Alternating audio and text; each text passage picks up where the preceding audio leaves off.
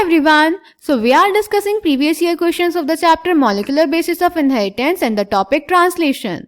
In today's session we are going to discuss a short answer type question of 2 marks which was asked in the CBSE board for an examination 2014. So the question is, where does peptide bond formation occur in a bacterial ribosome and how? तो बेटा इस question में हमें बताना है कि bacterial ribosome में peptide bond formation कैसे और कहाँ होता है.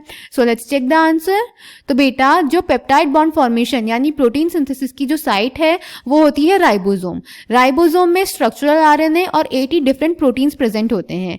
ये राइबोसोम अपनी इनएक्टिव स्टेट में दो सब यूनिट की फॉर्म में एग्जिस्ट करता है, लार्ज सब यूनिट एंड स्मॉल सब यूनिट. जब स्मॉल सब यूनिट एमआरएनए के कांटेक्ट में आती है तब ट्रांसलेशन बिगिन होता है. जब स्मॉलर यूनिट एमआरएनए से जुड़ जाती है उसके बाद लार्जर सब यूनिट आके उससे जुड़ती है. लार्जर सब यूनिट में प्रोटीन सिंथेसिस के लिए अमीनो एसिड्स के लिए टीआरएनए के लिए 2 साइट्स होती हैं जिससे कि 2 अमीनो एसिड्स आसपास आ सकें और उनमें आसानी से पेप्टाइड बॉन्ड फॉर्मेशन हो सके.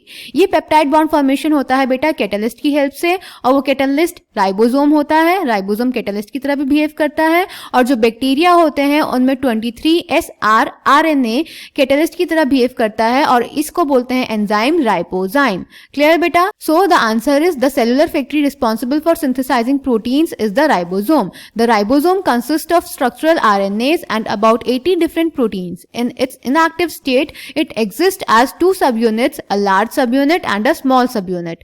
When the small subunit encounters an mRNA, the process of translation of the mRNA to protein begins. There are 2 sites in the large subunit for subsequent amino acids to bind to and thus be close enough to each other for the formation of a peptide bond. The ribosome also acts as a catalyst. 23SR RNA in bacteria is the enzyme ribozyme for the formation of peptide bond. So I hope this question is clear to you. Thank you.